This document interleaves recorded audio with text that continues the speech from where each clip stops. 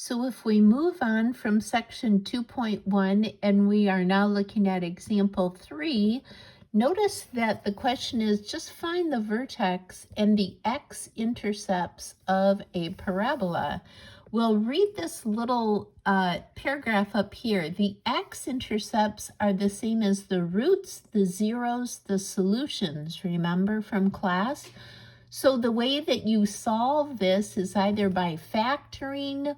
You can complete the square if you're a big fan. Most people don't like to do it that way. Or the quadratic formula, which is x is equal to negative b plus or minus the square root of b squared minus 4ac all over 2a, that guy.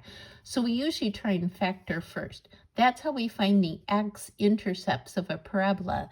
Now, sometimes a parabola, let's take a look at this, the checkpoint.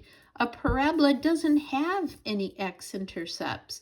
Then when you put this in, the a, the b, and the c, into the quadratic formula, what you're going to get is the square root of a negative number. And you know that those numbers are not real. That just means we have no real solutions. Graphically, that means that the vertex is above the x-axis and the parabola is going up, and so we don't have any x-intercepts. All right, so I will let you walk through this on your own. Notice that they complete the square. They have a -1 that they have to factor off first. I think this is a little bit confusing if you were following my way, where you just put the number off at the end and you don't write it twice in there. But anyway, I'll let you do that. But here is another way. Finding the minimum and maximum values. Well, what are those in a parabola? That's your vertex. So we can just use the coefficients, the a, b, and c, to find the vertex of a parabola. And if the problem does not specifically state go from standard form to vertex form, you must do it this way. If it just says, and identify the vertex, then we want to do this. It's a lot easier. So let me just use a problem. I'm going to use, well, let's do this guy right up here, because then we'll see that both methods give us the same answer.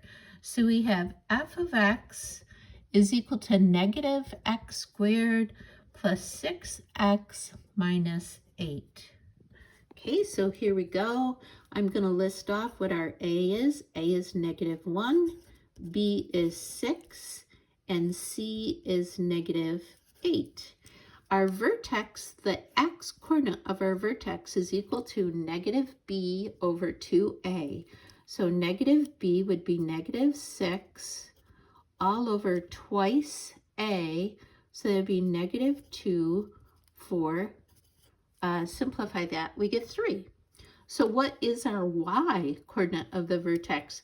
Well, we're going to have to plug that in. So we're going to have to find what is f of 3. So it'd be -3 squared plus 6 times 3 minus 8.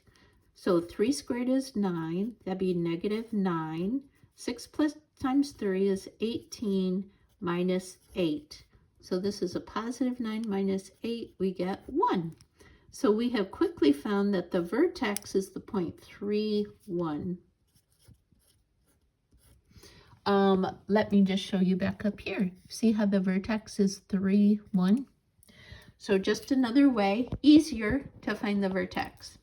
Now we have to say, let's take a look at a couple things. Is this vertex going to be a min or a max?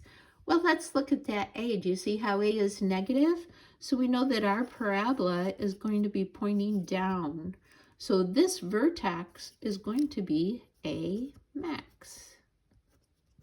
So if you're asked what's the max or min of this function, you would say at the point 3, 1, the parabola reaches its maximum value. Could we sketch this? Sure, we can sketch it, because all that we need to know is the vertex.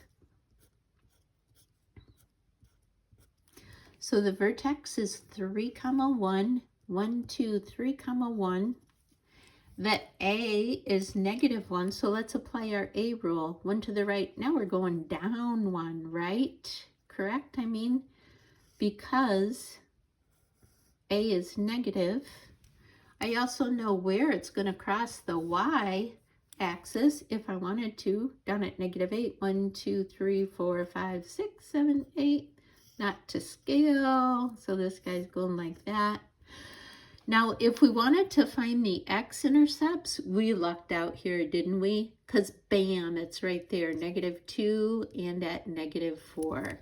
So the zeros of this function are going to be at x equals -2 and at, I'm sorry, it's x is a +2. Hello, 2 and 4. Or if we wrote that as a point, that would be 2, 0, because y is 0, and 4, 0 are the x-intercepts of that graph. Okay, another tool in our tool belt.